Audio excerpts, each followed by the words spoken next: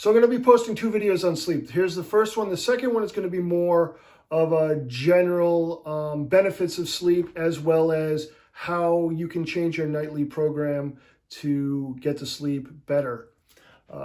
Before I go into this, I just want to let the viewers know that I am in the process of writing a book. Once it is published, I will post a link in the description box, and I will give also kind of a cursory outline of what the book is about. All right, so let's get into sleep here. The increase in theta waves and the reduction of alpha waves is actually what causes us to become sleepy. And at night, when we have less natural light available, is when the pineal gland produces melatonin, which actually helps us get to sleep. Now, melatonin is a hormone, and its functions, other than regulating the circadian rhythms, includes as it has antioxidant properties, it helps regulate sexual development, and it acts as an anti-inflammatory molecule for the immune system. Now, once we are asleep, we start producing delta waves. Now, delta waves are only produced by the brain while we're sleeping in adults. Theta waves and alpha waves are produced throughout the day in various, amounts, but it is delta waves that are only produced during sleep, and they help us produce these 2 anabolic hormones, prolactin and growth hormone. And it's these 2 hormones that help rebuild and repair the body. Also, delta waves help turn the thyroid gland off by lowering the production of thyroid-stimulating hormone. Now, in children, delta waves are actually the dominant brain wave, but as we get older, these delta waves diminish over time and actually can be completely absent in the elderly. So again, generally speaking, delta waves are produced only when we're in deep sleep as adults, and in children, they are the dominant brainwave for a while.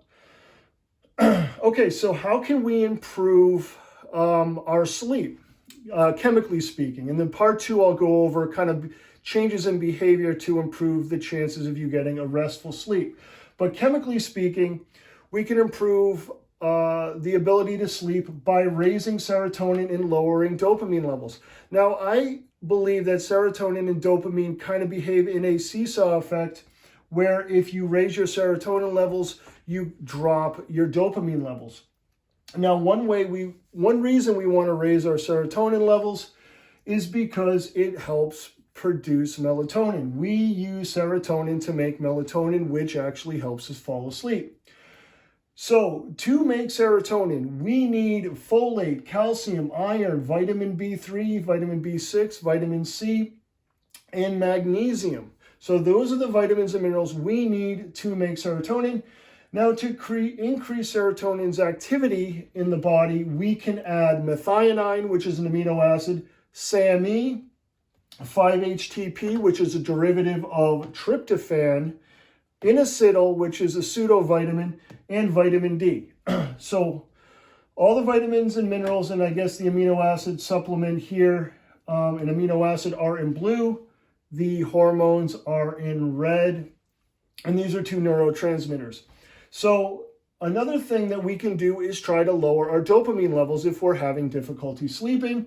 And one way to do that is limit protein intake. So if you are on a high protein diet, you might want to scale back a little bit if you're having trouble sleeping, because high protein diets are usually really high in phenylalanine and tyrosine, and it's these 2 amino acids that the body uses to make dopamine.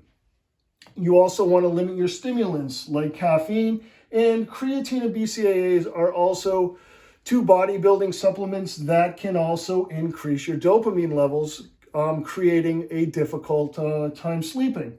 And you also want to limit alcohol, because alcohol will negatively impact the neurotransmitter ratio here between dopamine and serotonin. Okay, so sleep part 2 will be more an overview of the benefits of sleep, as well as developing a kind of nighttime routine to help ensure you get a good night's sleep.